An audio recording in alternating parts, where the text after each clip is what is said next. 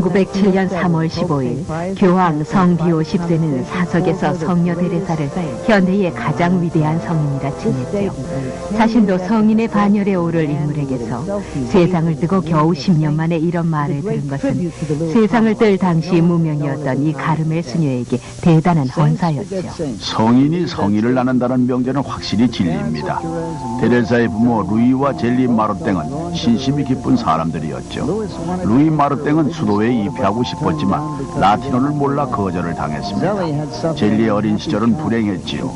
아무리 해도 어머니 눈에는 항상 언니들보다 못하게 보였습니다. 아마 이 때문에 과도하게 자신을 채찍질하고 만사에 지나치게 치밀하게 된 것 같습니다. 데레사는 이러한 면을 물려받았습니다. 두 사람을 엮어준 것은 루이 어머니였어요. 벌써 34살이 된 아들이 매우 걱정이었던 겁니다. 3개월이라는 매우 짧은 교제 기간을 거치고 두 사람은 결혼했습니다. 그러나 루이는 젤리와 남매지간인 양 독신으로 살고 싶어 했어요. 젤리는 이 때문에 불행했지만 결혼 후 1년 동안 이 생각에 동의했습니다.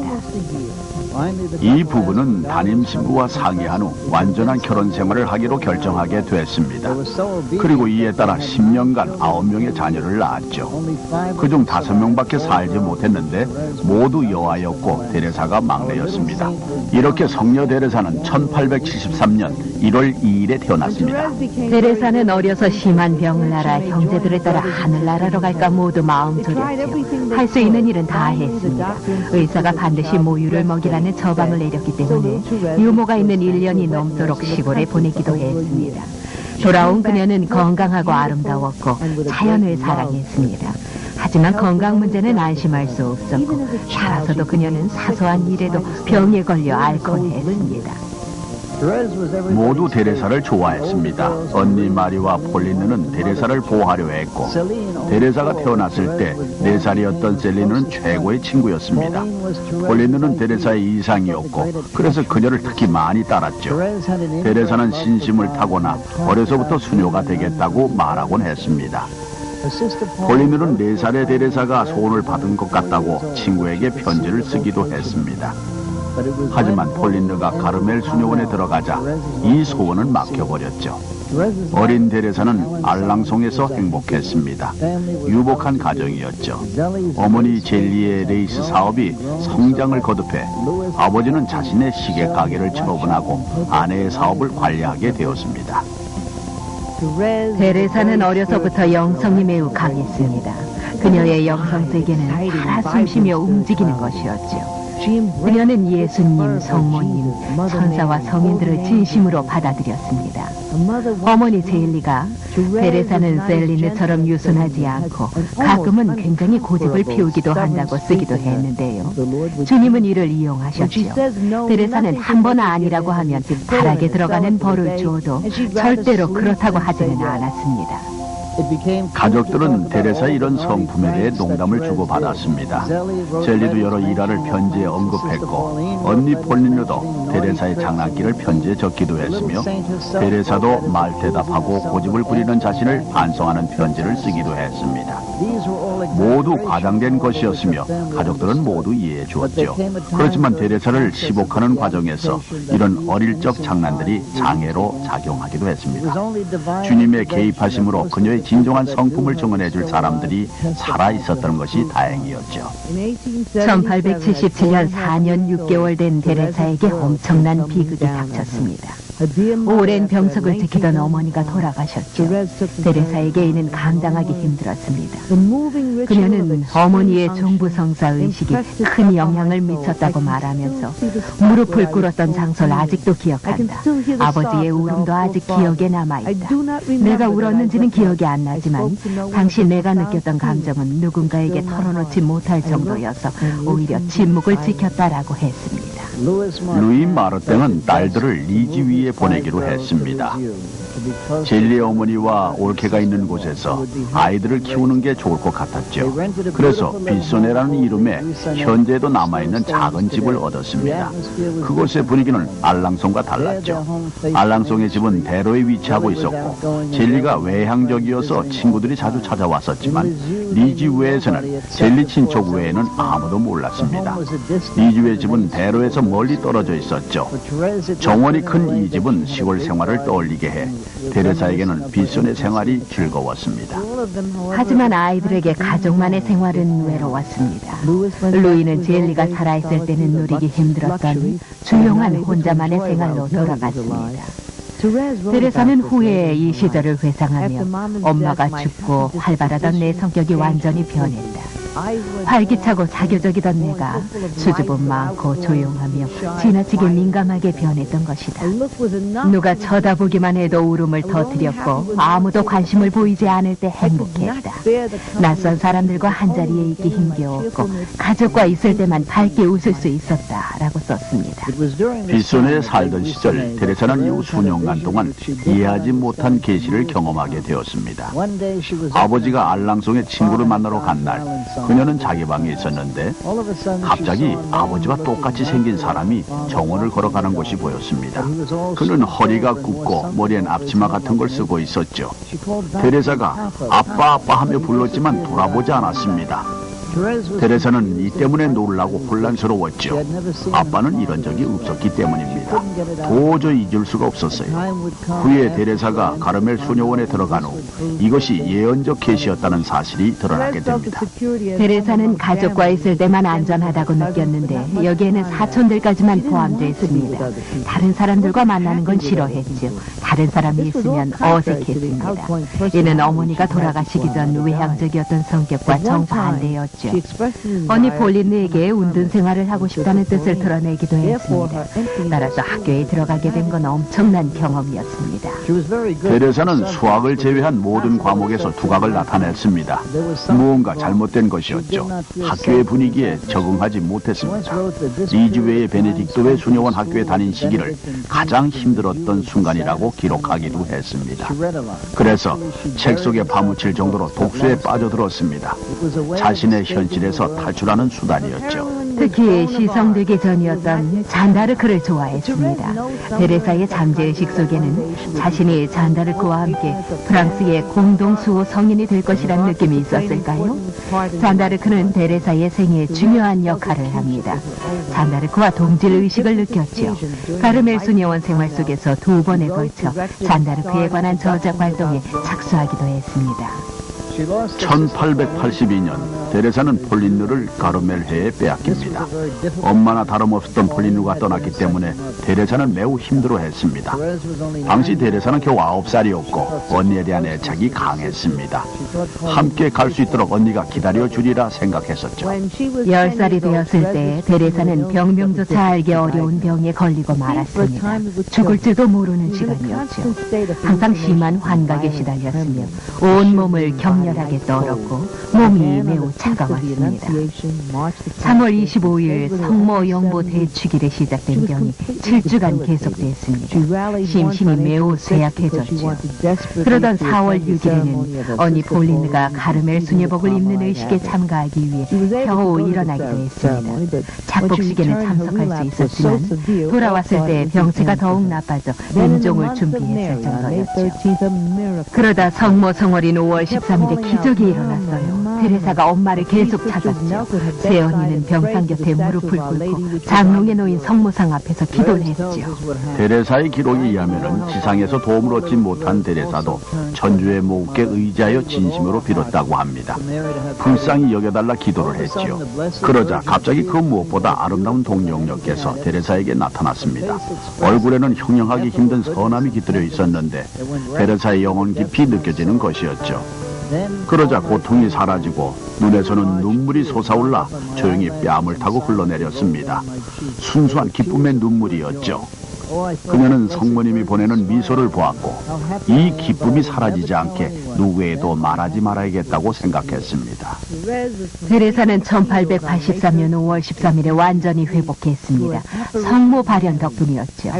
육체적 고통의 시기에 영적으로 가장 고양된 체험을 한 셈이었습니다. 그리고 첫 영성체를 받게 됐죠. 이때는 언니 마리가 데레사의 첫 영성체 행사를 도와주었습니다. 가르멜 수녀원의 폴리네는 오래 기다려온 이날을 위해 마음의 준비를 도와줄 책을 집으로 붙여왔습니다. 2월부터 준비를 시작해 5월에 마침내 주님을 받아들였습니다. 테레사는 첫 영성체를 예수님의 달콤한 첫 입맞춤이라고 회상했습니다. 그때의 느낌에 대해 묘사를 하며 예수님의 첫 입맞춤은 행복했다. 이는 사랑의 입맞춤으로 나는 사랑받는 느낌이 들었고 주님께 헌신하기로 했다고 기록했습니다. 어떠한 요청도 갈등도 희생도 없었습니다. 오랫동안 예수님과 데레사는 서로를 응시해 오면서 멀리서 지켜보며 서로 이해를 했죠. 하지만 그날 더 이상 보지만 않고 합의를 이루었던 것입니다. 이제 따로 존재하지 않고 데레사는 깊은 바다의 한 방울 물처럼 사라졌습니다. 그리고 예수님만이 남았습니다. 그가 주인이었으며 왕이었습니다. 데레사의 결심과 의지는 확고했죠. 무언가 원하면 어떤 것도 그녀를 막을 수 없었습니다. 그녀는 이미 폴린느와 마리가 입회한 가르멜 수녀원에 들어가기로 했는데 이때 극복하기 힘든 장애가 등장했습니다. 우선 어린 나이가 문제였죠.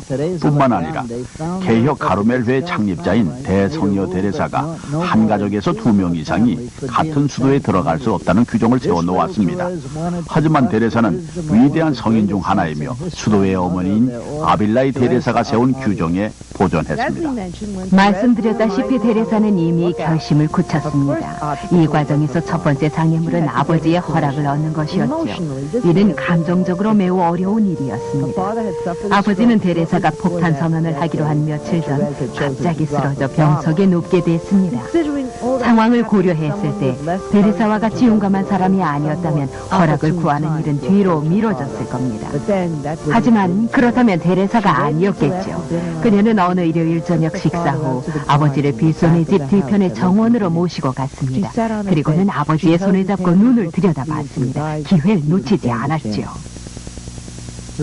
데레사는 젤리의 오빠인 이시도르 삼촌에게서도 허락을 받아야 하리라고는 예상치 못했습니다.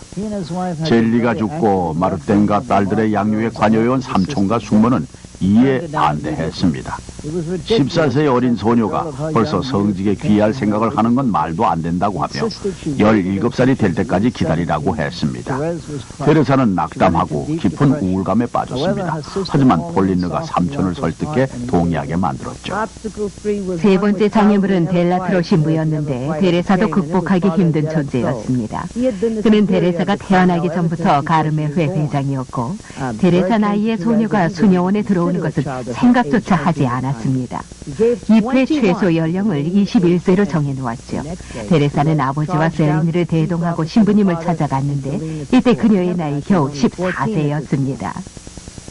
델라트로 신부는 완고했어요. 결심이 확고했지만 결정적인 실수로 틈을 주었습니다. 데레사를 제대로 몰랐던 겁니다. 최종 결정은 주교님께 있다고 하는 것이 실수였습니다. 데레사는 기뻐했고 의인은 이제 딸이 할 일을 짐작할 수 있었죠. 그래서 딸이 눈물을 너무 많이 흘리기 전에 사목간을 나서자마자 주교님께 데려갈 것을 자청했습니다. 이에 미래의 성년은 예언을 남깁니다. 내년에도 주교님이 입회하지 못하게 하면 교황 성악에 가겠다고 말했던 거죠. 네 번째 장애물은 베이 위에 추교가 됐습니다. 이때 데레사는 성숙한 인상을 주려고 처음으로 머리를 올려 묶었지만 도움이 못 됐지요. 주교는 교황께서 순례에서 돌아오면 답을 주겠다고 했습니다. 이때 데레사와 셀리느가 아버지의 순례 여행에 동참한 것이 주님의 계획이었던 것 같습니다. 여기에서 교황 레오 13세를 찾아뵐 수 있었기 때문입니다. 교황의 사제 서품 50주년 기념이었습니다. 데레사는 5번째 장애물 교황 레오 13세를 만나게 됩니다. 1887년 11월 20일 교황 아련을 기다리는 줄이 길게 늘어져 있었죠. 데레사는 이 아련에 인생이 걸렸다고 생각하고 가까이 다가갈수록 심장이 쿵쿵거렸죠. 순례자들에게 말씀하시는 교황의 모습이 보였고 그래서 그분께 청원드릴 수 있다고 생각을 했습니다. 그런데 갑자기 교황께서 피곤하셔서 대담은 중지한다는 얘기가 들렸습니다. 순례자들은 교황의 손에 입을 맞췄죠. 테레사는 낙담했습니다. 모든 게 끝이었죠. 그렇지만 그녀의 언니 셀리느가 말을 하고 재촉했습니다. 그녀는 무릎 꿇고 교황의 신발에 입 맞추고 교황 성화를 불렀습니다. 부탁할 게 있다는 말에 교황께서 그녀를 보고 말을 듣기 위해 허리를 숙이셨죠. 테레사는 희년을 축하드리며 15세가 되면 가르멜 회에 입회하게 해달라고 했습니다. 교황 레오 13세는 그녀의 얼굴을 바라보시며 따라 잘 알았다만 주교 말씀대로 하려옵니다 하셨지요. 그녀는 성화에 다리를 잡고 놓지 않았죠. 그리고 교황의 말씀만 있으면 괜찮을 거라고 말했어요. 하지만 교황께서 따라 진정해라. 주님의 뜻이라면 이루어지겠지라 하셨죠. 그녀가 손을 놓지 않아서 결국 근위병이 테레사를 들어 데리고 나가야 했습니다. 테레사를 아련실 밖으로 끌어낸 것이죠. 교황께서 진노하셨습니다. 테레사는 원하는 일이 있으면 모든 수단을 동원해 반드시 이루곤 했습니다. 지혜를 동원하고 어린 시절에는 통했던 눈물도 동원했습니다. 하지만 미소도 호소도 통하지 않았고 마지막 수단이었던 교황 아련으로 이 모든 것이 좌절될 것 같았습니다.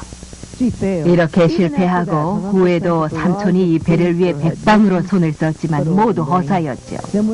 인간적인 노력이 모두 실패로 돌아가고 테레사가 가르멜 회에 입회할 수 있다는 희망의 끈을 놓기 직전에 셀린으로부터 마음을 비우라고 쓰여져 있는 모형 보트를 받았습니다. 그러자 서투른 노력에는 끄덕없던 주교의 마음을 주님께서 변화시키신 듯 입회 허락이 떨어졌습니다.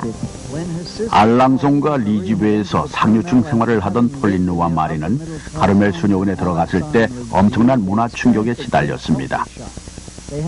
수녀원의 가난한 생활이 얼마나 혹독한지 몰랐던 것입니다. 그러나 마르땡가의 귀염둥이 막내 소아 테레사는 그렇지 않았습니다. 이는 그녀가 직접 말했을 뿐만 아니라 수녀원에 있던 언니들도 사실임을 증언했죠. 방은 빗선의 저택에 비해 너무 작았습니다. 방안 물품은 침대, 의자, 램프와 모래시계가 전부였죠. 그녀는 입회 당시의 마음가짐을 보여주는 진술을 남겼습니다. 전 가르멜 회에 들어오며 환상이 전혀 없었고 수도 생활은 내가 예상했던 바로 그대로였어요. 당시 제가 치러야 할 희생에 대해 놀라긴 했지만 폴린느 수녀님도 아시다시피 그런 단계를 거쳐 고통을 견디게 되었지요 라고 했습니다. 그녀는 수녀원 생활을 사랑해서 입회 후 한 달 후 셀린느에게 보낸 편지에 내가 정말 가르멜 수녀원에 들어온 것인지 자문하는 순간이 있어 라고 썼습니다. 때로는 믿을 수가 없다고, 대체 무엇을 했기에 주님께서 이런 은총을 내리시는지 모르겠다는 심정을 전했죠. 그녀는 물론 고통에 대해서도 썼습니다. 우리의 데레사 성녀는 가르멜 수녀원에 들어간 직후부터 수녀원 생활에서 고통과 고난이 생활의 일부가 될 것임을 인식했어요. 그래서 그런 고통에 대해서도 썼습니다. 그녀는 고통이 내게 두 팔을 벌리고 난 기꺼이 내 자신을 던지겠다고 했으며 또 어떤 때에는 주님께서 확실히 보여주셨다.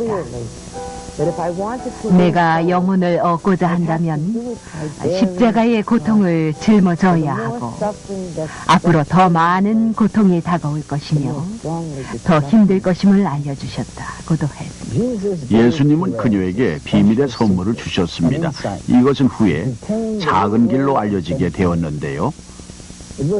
생활 속의 모든 긍정 부정의 것을 긍정으로 바꾸고 죄인들의 구원과 성직자들과 선교의 성공을 위해 그녀의 고통을 주님께 바치는 일이었습니다.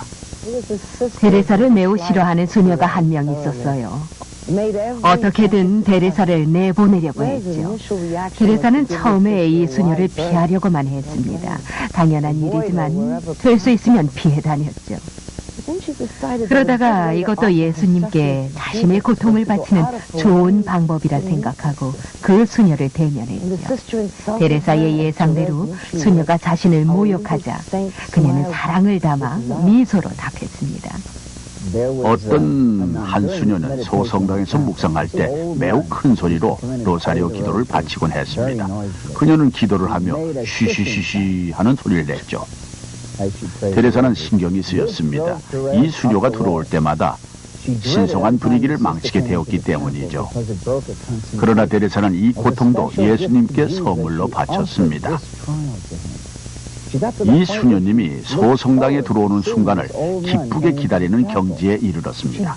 그녀는 새로운 생활 방식에 익숙해지면서 자신을 최대한 작게 하려고 건물의 일부처럼 눈에 띄지 않으려 했어요. 가능한 자신의 존재를 부각시키지 않게 하고 예수님을 제외한 누구도 나를 알 필요는 없는 것이다 라고 말했습니다. 셀린느까지 수녀원에 들어오고 얼마 되지 않는 겨울날 4명의 자매가 벽난로가에 둘러앉아 어린 시절 얘기를 했습니다. 데레사는 천부적인 이야기꾼으로 얘기를 아주 잘했지요. 마리는 당시 가르멜 수녀 원장이었던 폴린느에게 이를 전했습니다. 폴린느에게 원장님은 데레사에게 수녀들을 위한 시는 쓰게 하면서도 왜 어린 시절 이야기는 쓰게 하지 않느냐고 물었던 거지요. 그러면서 데레사는 천사라 오래 머물지 않을 거라 했어요. 그러면서 데레사는 22살이라는 어린 나이지만 자서전을 써야 한다고 했습니다. 폴린느 즉 아네스 수녀는 한술 더 떠서 마리를 한번 보고는 데레사를 향해서 언니가 아닌 수녀 원장이라고 하는 장상 수녀의 자격으로 이렇게 말했습니다. 나를 위해서 어린 시절 기억을 기록해라고 경건하게 말했죠. 그러자 데레사로서는 이렇게밖에 말할 수 없었습니다. 원장님도 다 아는 일인데 대체 뭘 쓰라는 거죠? 하지만 원장과 주님의 말씀에 순명하려는 의도에서 데레사는 어린 시절 이야기를 썼고 제목을 한 영혼의 이야기라 했습니다. 이 책으로 예수의 작은 꽃 소화 데레사는 그다지 멀지 않은 미래에 수백만 명의 사람들의 영혼을 감동시키게 됐습니다. 단순히 어린 시절의 기억을 기술하지 않고 하느님이 자신과 세상에 베풀어 주신 은총에 대해 얘기했지요. 글을 쓰기 위한 조건이 최악이었어요. 책상이 있어야 했지만 구하기 어려워 수녀원 다락에서 오래된 것을 끌어왔습니다. 공책도 부족했고 펜은 끽끽 소리가 났죠. 데레사는 밤에 램프를 밝히고 그것으로 글을 써나갔습니다. 옹고라는 것도 없고 일단 한 번 쓰기 시작한 것은 하루 그대로 자서전의 최종본이 되었던 겁니다. 이 능력이야말로 성령이 데레사에게 준 것이었죠. 세상을 떠나기 2년 전 1895년 말에 첫 부분을 완성했는데 그 분량은 공책 6권 정도였죠. 한 권이 완성할 때마다 셀린느가 이를 읽고 나서는 감동해서 꼭 출판되어 쓰일 것이라 말을 했죠. 확신하건대 인간의 몸과 영혼에는 공간이 충분하지 않아 주님께서 주시는 것을 모두 담을 수 없습니다. 데레사의 영혼이 넘칠 지경이었다면 그녀의 몸도 부서지고 있었죠. 항상 하던 기침이 결핵으로 발전했습니다.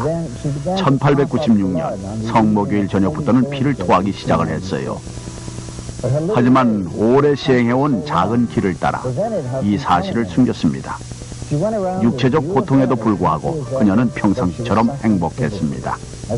심해진 기침을 감추기 위해 애를 썼죠. 그러던 어느 날 더 이상 병세를 숨길 수 없는 시점이 오고 말았습니다. 그래서 데레사는 방에서 의무실로 옮겨졌습니다. 이 시기에 데레사는 영혼의 암흑기를 겪었습니다. 항상 영적으로 고통을 겪어왔지만 그 전에부터는 사탄의 공격이 매우 심해졌죠. 데레사는 자신이 믿었던 모든 것을 회의하게 되었고 허무하게 살다 죽는 것은 아닌지 두려워했습니다. 그녀는 망상 속 깊이 빠져들었습니다. 그렇다면 작은 길은 옳은 길이었을까요? 데레사의 원고를 본 폴린느는 막내 동생의 영성이 놀라울 정도로 깊다는 사실을 알게 됐습니다. 하지만 데레사에게 말하진 않았죠. 그러다 마르땡가의 막내가 그 해를 넘기지 못할 것임이 분명해졌을 때 예수님의 뜻을 들었습니다. 데레사 내부의 풍성한 영성까지 사라지게 할 수는 없었습니다. 그래서 데레사에게 지필을 공고했고 데레사는 뭘 써야 하는지 또 물었습니다. 폴린느는 즉각 대답을 했죠. 데레사도 쓰려고 했지만 시간이 많지 않았습니다. 수녀 원장이 바뀌었기 때문에 허락을 받는 것도 문제가 되었습니다. 그래서 폴린느는 전 세계 가르멜 수녀원에 데레사의 책을 읽히자며 마리 수녀 원장을 설득했습니다. 그리하여 예수의 소와 데레사는 벌써 2년 전에 그만둔 작업을 다시 시작했습니다. 하지만 이번엔 달랐습니다. 그녀의 영혼은 훨씬 더 성숙했지만 육신이 따라주지 않았죠. 한 달가량 집필을 했지만 공책 한 권도 채우지 못했어요. 결국 그녀가 내놓을 수 있는 건 모두 내놓았음을 깨달았고 이것으로 자서전 한 영혼의 이야기는 완성됩니다. 테레사는 고통스럽게 생을 마감했죠. 몸이 온통 썩어 들어갔습니다. 말라빠진 피부 위로 뼈들이 붉어졌고 고통에 몸부림쳤습니다. 1897년 9월 친구와 가족들은 그녀의 고통을 거두어 달라고 주님께 간청했습니다. 이러한 고통을 의연하게 견디는 사람은 테레사뿐이었죠. 그러던 어느 날 1897년 9월 30일 늦은 오후에 예수께서 그의 소화를 데리러 오셨죠. 테레사는 매우 평온했습니다. 다시 젊어진 듯 매우 아름다웠고요. 테레사는 십자가를 쳐다보면서 마지막 말을 남겼습니다. 주님을 사랑합니다. 주님, 당신을 사랑합니다. 테레사가 임종하고 아네스 수녀가 테레사의 자서전을 출판했죠. 테레사가 시성되고 10년 만에 200만 부 이상이 인쇄됐습니다. 장미꽃다발을 보내겠다는 말이 현실로 나타났습니다. 성녀의 이름이 들리는 곳마다, 책이 읽히는 곳마다, 그녀에게 청혼하는 이가 있는 곳마다 기적이 일어났죠. 대개 이에 동반하여 꽃 한 송이가 전달됐고 기적은 계속됐습니다. 성인이 성인을 낳는다. 신실한 믿음의 루이와 젤리가 순명을 통해 결혼을 하고 그리스도의 신부가 된 네 딸을 낳았습니다. 그중 막내 테레사는 성인의 반열에 올랐지요. 신자들뿐만 아니라 교회에 의해서 비오 10세 때 시성되었습니다. 그리고 서거 100주년 기념일에는 교황 요한 바오로 2세의 교회 박사로 선포되어 2명의 교회 여박사, 즉 아빌라의 테레사, 그리고 시에나의 카타리나의 뒤를 이었습니다. 테레사는 언니들에게 쓴 편지에서 나는 스스로 한 송이 작은 꽃이라 생각하는데 내 마지막은 어떨까요? 라고 묻고 아마 신선할 때 꺾일지도 모르고 아마 어느 다른 먼 곳에 옮겨 심겨질지도 모르는 일이지만 항상 자비로운 하느님께서 나와 함께 하실 것임을 믿어요. 나를 주님께 드렸기 때문에 은총이 계속될 것임을 나는 믿습니다. 그렇기 때문에 영원토록 나는 주님의 화한 속 작은 꽃임을 기뻐하며 영원토록 하느님의 노래를 부르겠어요. 그분이 전하는 사랑의 노래를 부르겠어요. 라고 말했습니다. 또 이렇게 말했습니다. 내가 죽은 후에도 지상에 선을 행할 소망을 품은 것도 주님의 계획하심입니다. 내가 마음에 품은 계획을 아시겠어요? 천국에 돌아가면 그때부터 나는 바로 이 계획에 착수할 겁니다. 주님이 제 소원을 들어주시면 최후의 시간까지 나의 천국은 지상에 있을 것입니다. 그래요. 전 천국의 시간을 지상에 선행했을 겁니다. 전 돌아옵니다. 꼭 돌아올 겁니다.